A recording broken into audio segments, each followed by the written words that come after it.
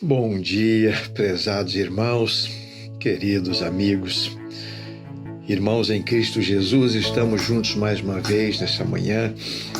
Quero dar a todos as boas-vindas ao nosso momento sublime. Vamos conversar um pouquinho sobre a importância de estarmos em plena comunhão com Deus e de podermos usar esta comunhão que temos com Deus para beneficiar outras pessoas que ainda não tenham essa comunhão, a buscarem, a desejarem, a terem essa comunhão com Deus. É possível. Lá no livro de Êxodo, o segundo livro da Bíblia, no capítulo 1, verso 21, nós temos um versículo que diz assim: as parteiras temiam a Deus, e por isso Deus foi bom para elas.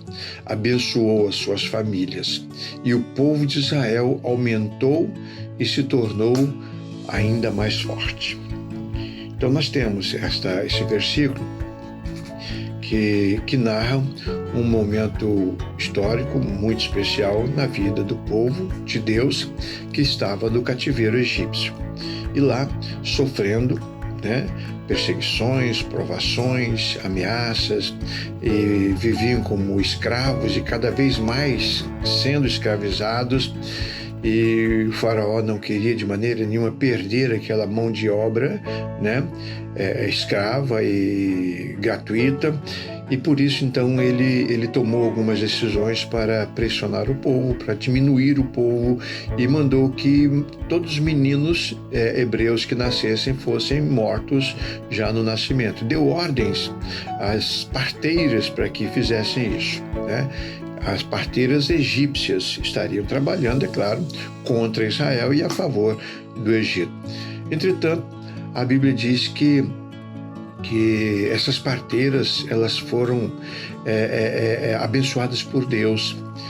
Elas temiam a Deus, elas confiavam em Deus, e elas estavam do lado do povo de Deus, e por isso elas tomaram a decisão de não cumprir aquela ordem absurda do seu rei, de executar os meninos recém-nascidos, e decidiram então poupá-los por temerem a Deus, por confiar em Deus, por crer que o Deus de Israel estava certo, que o povo de Israel estava certo na sua aflição, Então diz o texto que Deus também decidiu amar aquelas parteiras, decidiu abençoar as suas famílias, decidiu cuidar das suas famílias, preservar, com vida, proteger inclusive contra as ameaças do seu rei.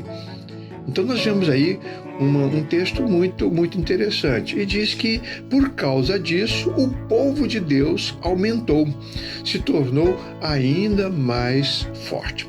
O que nós concluímos nesse versículo? Que por causa de uns, Deus abençoa a muitos. É verdade, por causa do seu povo, o povo obediente, dos seus filhos obedientes, Deus acaba abençoando uma cidade, um país. Deus acaba abençoando o mundo por causa do seu povo. E todos nós sabemos que o povo de Deus na face da terra hoje é a igreja do Senhor Jesus Cristo. Então Deus quer se fazer conhecido, das pessoas, e ele então enviou a sua igreja para que a sua igreja falasse a respeito dele. Então hoje, quando Deus protege os filhos, os seus filhos, os cristãos, aqueles que estão andando na sua presença, ou seja, os participantes da igreja, do corpo de Cristo. Então hoje Deus está preservando a nós. E por preservar a nós, ele usa os recursos, usa os meios, usa as autoridades, os sistemas, ele usa tudo para proteger o seu povo. E à medida que as pessoas se colocam a serviço de Deus para abençoar o povo de Deus, essas pessoas são abençoadas também. Então isso significa que nós devemos testemunhar a respeito de Deus, para que as pessoas saibam que há um Deus poderoso no céu e que esse Deus está trabalhando a nosso favor. Ele está nos orientando, ele está nos abençoando, e nos abençoando, ele quer abençoar também aquelas pessoas. Amados, nós precisamos intensificar as nossas orações. Há muita gente sofrendo, muito perto de nós. Pessoas clamando, pessoas sem saber o que fazer, pessoas sem ter uma porta para bater, pessoas que não conhecem a Deus ainda.